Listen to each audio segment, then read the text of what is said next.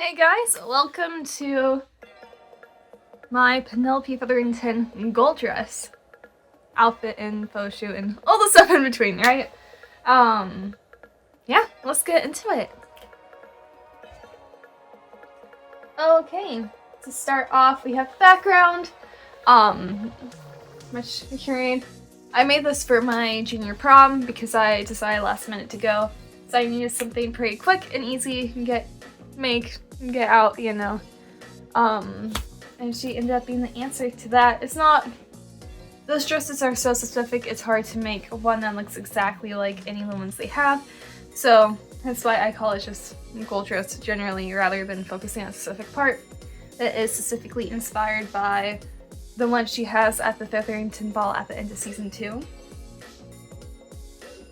In terms of materials, we have the slip fabric that's underneath, the beaded fabric that's on top, and just a zipper. Again, pretty simple. A dress I made pattern myself for the top part, and then the rest was not too bad. The wig, I can't style wigs. I'm sorry. I try. I am terrible at it.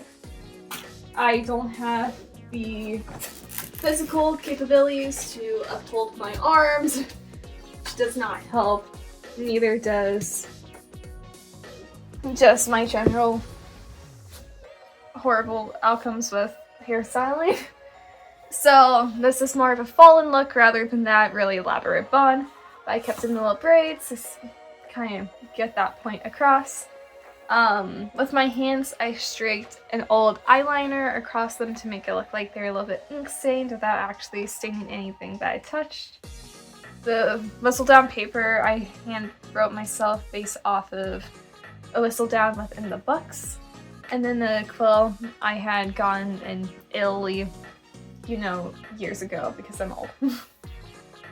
That's pretty much all of the outfit part.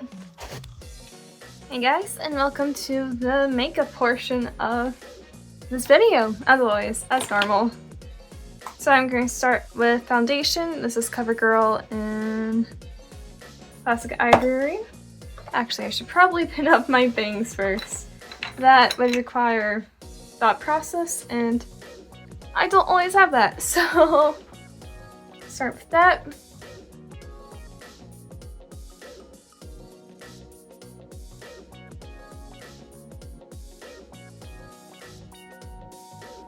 Okay, let's return with foundation, move on to concealer. Going in with CoverGirl. I think this is... It's not... I have the label ripped off, but it's also ivory. Go under the eyes, and then any current trouble areas. Okay, then go blend that all in.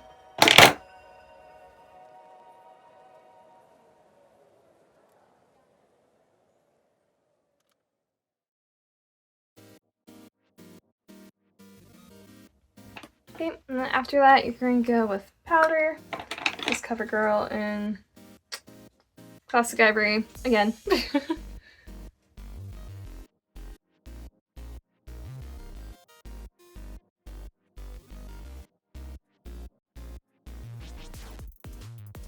Okay. Then I can move on to eyebrows, which obviously for Penelope, you're going to go for some sort of shade of red you can find, but it's sort of like a reddy brown to make it a little bit more natural. So I'm going in with the Zoeva Cocoa Blend palette and the shade Freshly Toasted, which is a reddy brown shade. And then you're going to just fill out my eyebrows.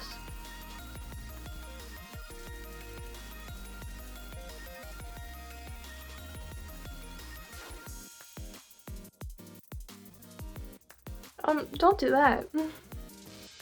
Gonna fix that.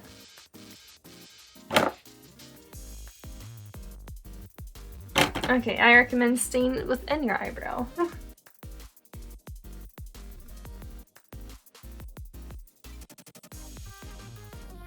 Okay, now we have eyebrows filled in. We can move on to eyes. So I am going in with the Buyer London Natural Goddess palette. I'm going to start with Enchantress across the lid.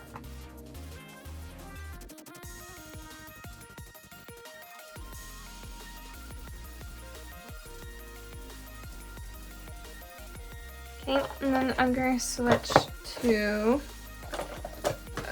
if I can find it. I'm a mess at all times. It's kind of just on par with the norm for me.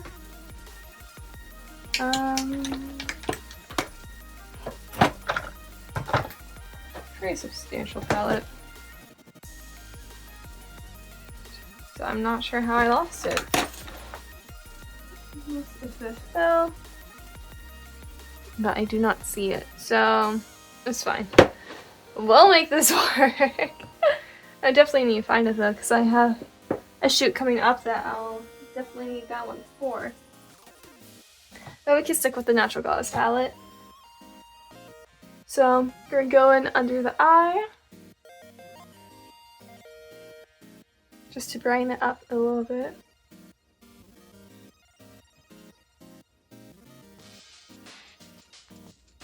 Okay, buff out the silver a little bit more. Then I'm going to go in with Queen all around the crease.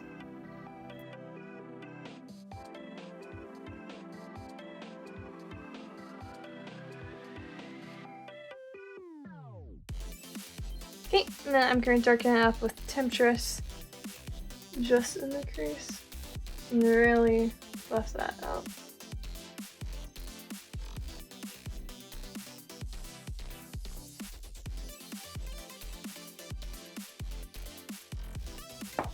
Okay, and got a little bit of a smoky eye look. And then we'll go in with eyeliner next. It's not super intense, but it definitely does still show through. If I can find my eyeliner.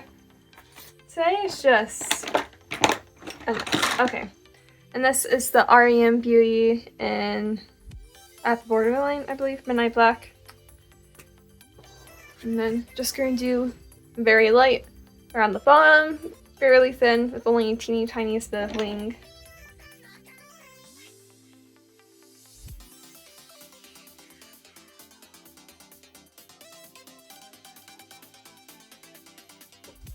Okay, now I certainly overdid it a little bit, so don't do quite as much.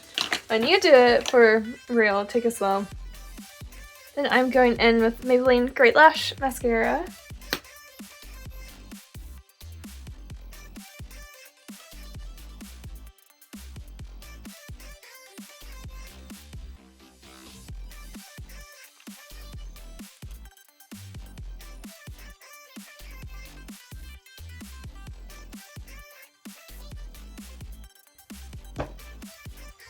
Okay, and don't mess stuff up and have to go fix it either. I recommend not doing that. Okay, but now I'm going to go in with Pacifica palette and Desert Sunset for both my blush and my bronzer.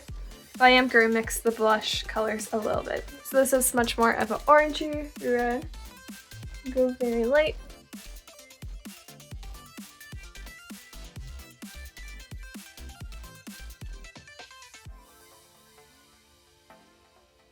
And then I'm going to go in a little bit with the REM Beauty Strawberry Nebula blush.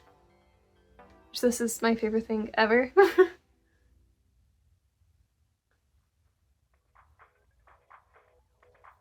That's just going to create a little bit of a multi-dimensional situation. And then I'm going to go in with the bronzer shade, do the chin.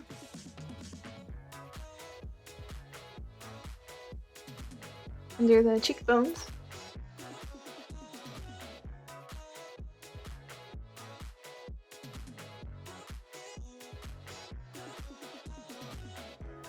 Around the chin down here, just to soften it up a bit. and then down the nose.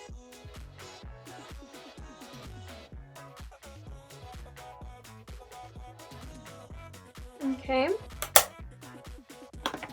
Then after that, I am going in with R.E.M. Beauty, this highlighter in Miss Mercury.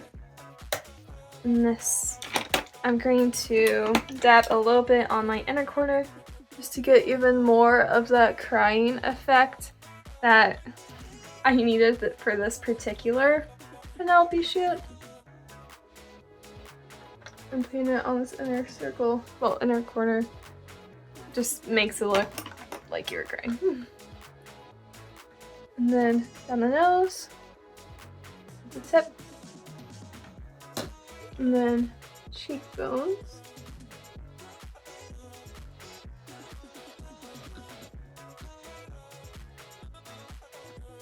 Cupid's bow, on the chin.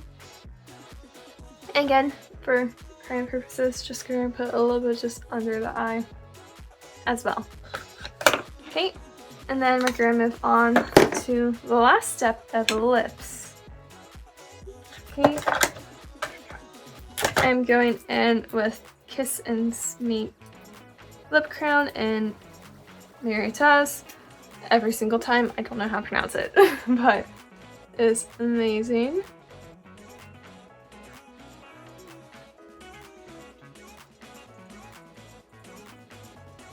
Okay. Then I tone it down a bit with this Color Sensational lipstick in Born With It, which is just a very light nude pink. So make it look a little bit more natural. And then go in with the R.E.M. Beauty Glossy Lip Balm and Strawberry Soda, I believe. Yes. Okay, I'm right.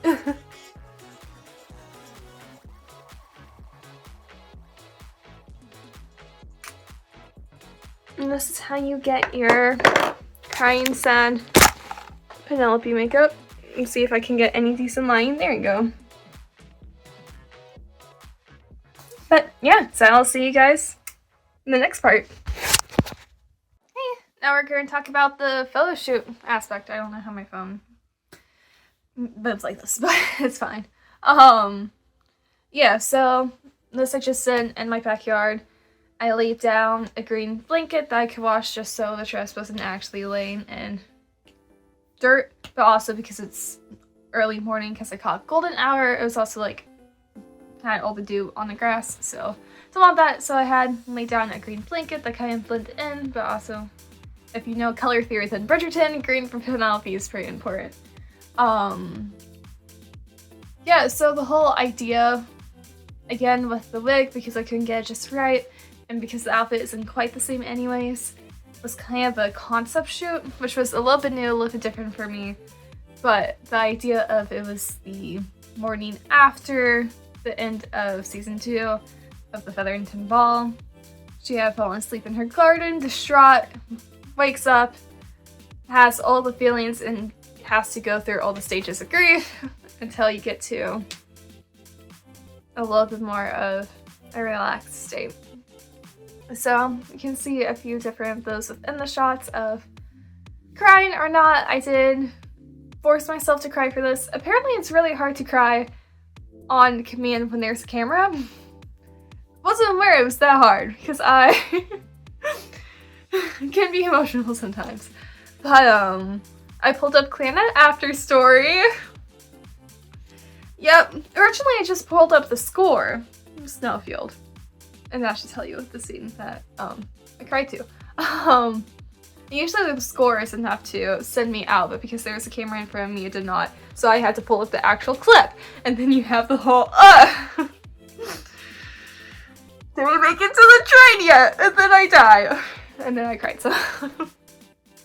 So, if you're like, ooh, are you crying there? I know I did the little makeup thing to kind of trick it up to, but there were a lot of real tears as well. But the makeup trick I taught you will generally kind of give the vibe anyways, but doesn't hurt to, you know, cry a little bit. So if you're doing something dramatic like that, make sure you already know what piece of media will make you cry on spot. But yeah, so the shoot went pretty easy in terms of memories. I have not worn this to any cons, so all I have is my junior year of prom.